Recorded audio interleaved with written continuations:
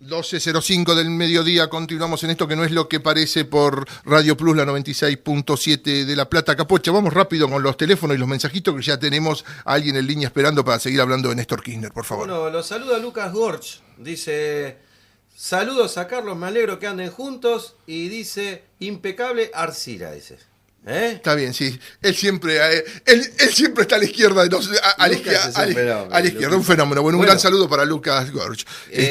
453-5553, nuestra línea de comunicación, y si nos podés escuchar por internet es www.fmradioplus.com.ar.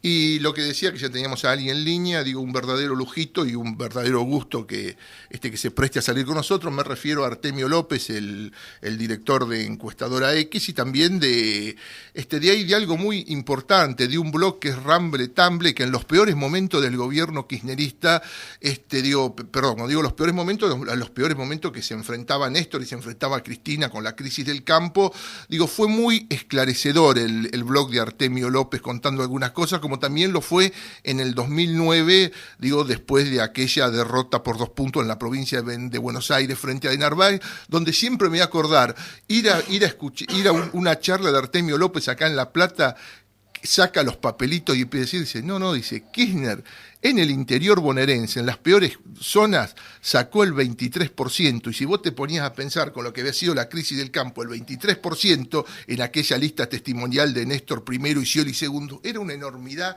de votos. Bueno, después la historia le dio la razón en muchísimas cosas a Artemio, cuando muchos, entre los que me incluyo, estábamos deprimidos, y Artemio nos decía que había posibilidades de que se revirtiera esto camino al 2011. Artemio, muy buenos días, gracias por estar en contacto con nosotros.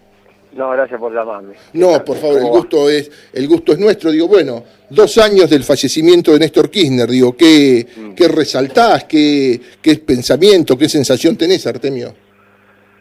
Y bueno, difícil en palabras, la verdad que en términos políticos, Kirchner reinstaló la política en Argentina, le dio anclaje histórico, le puso continuidad al movimiento nacional, yo creo que inauguró un liderazgo histórico que le dio continuidad al liderazgo inaugurado por Juan Domingo Perón a mediados del siglo pasado, y efectivamente, fundamentalmente en términos socioeconómicos, concluyó el ciclo de depredación neoliberal que inició la dictadura a mediados de los 70, y terminó con el colapso en la convertibilidad que hizo que Néstor asumiera con más desempleo que votos, 22% de los votos y 24 puntos de desempleo. Fíjate lo que fue el neoliberalismo en Argentina, al cual Néstor Kirchner puso fin, que nosotros en la última encuesta permanente de hogares con Perón vivo en 1974 teníamos 6% de pobreza y una diferencia entre ricos y pobres de 12 veces.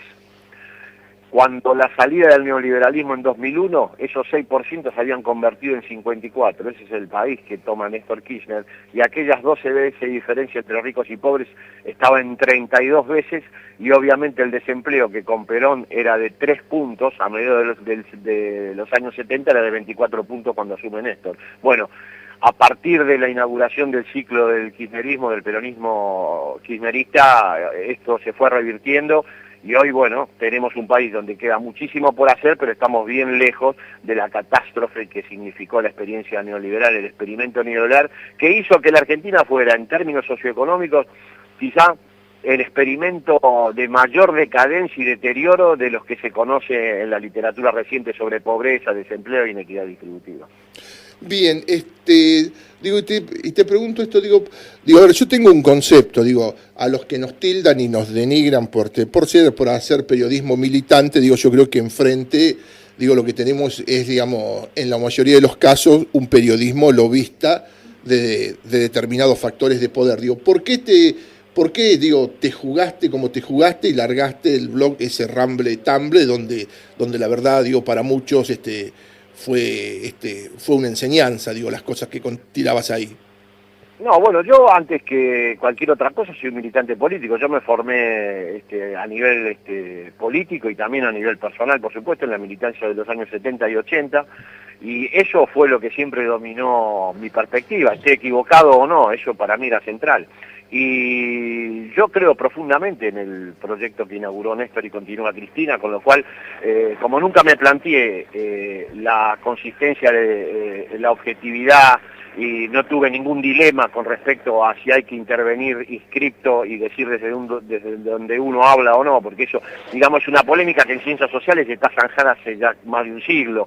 No existe objetividad, no existe ninguna posibilidad de escapar a los vínculos comunitarios, a la situación histórica desde donde uno habla. A mí no, realmente ni siquiera me preocupa que señalar el lugar desde donde uno está enunciando un discurso. Y el blog me pareció una herramienta importante porque estábamos en una situación de medio bastante compleja y bueno, la posibilidad de tener acceso rápido a través de la red a una cantidad de lectores que a mí me parece importante, sobre todo gente joven y al mismo tiempo con capacidad de reflexionar ella misma. Después se armó una cadena de blog muy importante, eso fue una experiencia muy enriquecedora para todos. Me pareció que era desde el lugar que yo tenía colaborar para que siguiera desplegándose un proyecto en el que yo creo profundamente y que creo que es la continuidad de aquel que nos hizo a todos incorporarnos a la vida política allá en los inicios de los años 70.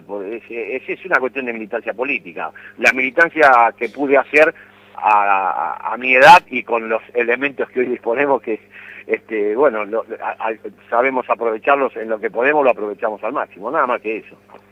Bien, no tuve ningún plan ni ninguna pretensión, eso te quiero decir. Cuando yo inauguré el blog fue, viste, como un hoja en blanco, no tenía la más remota idea acerca de si era útil, no, lo hice nada más que, y además para salir del lugar de encuestador, viste, de ir solamente a hablar de imágenes y de intenciones de voto, que no es mi vocación fundamental. Yo tengo otra formación y por otro lado me parece menos relevante la cuestión encuestológica que la cuestión de análisis y discusión política. Sí, pero a ver, pero también jugaste una parada que era un riesgo, porque a partir de ahí, bueno, y de hecho algunos con alguna perversidad lo señalaban como que tus encuestas inflaban Me lo señaló Melconian, que fue candidato del PRO, me decía militante a mí, que yo nunca fui candidato a nada, eso yo no creo en nada. Mira, si me señalan eso me río.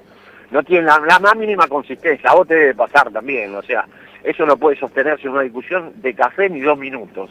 Que alguien que hable de una pretendida objetividad y pretenda con eso argumentar, la verdad que es casi una obra cómica, es insólito, insostenible. Acá no hay nadie además en esas condiciones. Imagínate que hoy se ve claramente, ¿no?, que todos los discursos que circulan en términos de información política, de análisis, de encuesta, están claramente situados y hablan desde un lugar. Es que no hay ninguna posibilidad de construir ahí ningún refugio de objetividad y mucho menos de imparcialidad. La verdad es esa y hay que asumirlo y hay que cambiar la ética de la objetividad y la imparcialidad por la ética de la convicción. Hay que hablar en función de lo que uno está convencido y tratar de argumentar y, bueno, entablar una discusión con el otro para intercambiar ideas y, bueno, sacar alguna conclusión, pero de ninguna manera ocupar el lugar de la pretendida objetividad y cientificidad, porque eso, sinceramente, en ciencias sociales no existe. Hace rato que esa discusión ya no se da más porque es anacrónica y no me parece ni siquiera que tenga ningún sentido expresarla. Mira, la diferencia que hay entre los que decimos desde dónde hablamos y aquellos que hablan desde un lugar pero lo ocultan es eso. Unos lo explicitan y otros no, pero eso no los hace objetivos, simplemente le quita información al que escucha, y me parece en eso un acto de mala fe, para que el que escuche, digo, yo hablo desde este lugar y yo defiendo el proyecto. Bueno, sepa decodificar, ¿sabe? Que tenga un elemento más para analizar lo que uno dice y a partir de ahí sacar su propia conclusión, que son las que valen. Bien, para cerrar, Artemio, también es un año, prácticamente, ya pasó la fecha, pero un año y días del gobierno de Cristina. ¿Cómo la ves? Sí.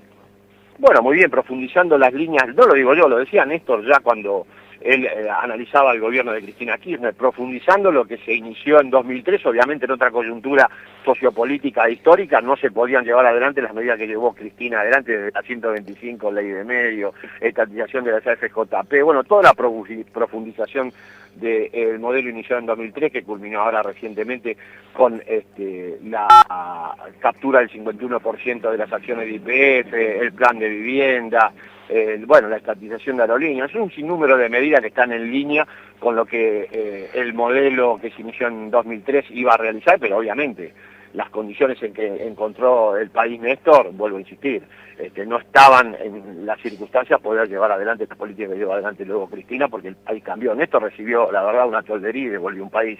A partir de ahí se pudo consolidar un modelo y se profundiza. Me parece que no hay ninguna discontinuidad, hay simplemente una nueva coyuntura, un nuevo estilo, una nueva circunstancias socioeconómicas y bueno, en esa dirección lo iniciado en 2003 me parece que tiene una continuidad absoluta y perfecta.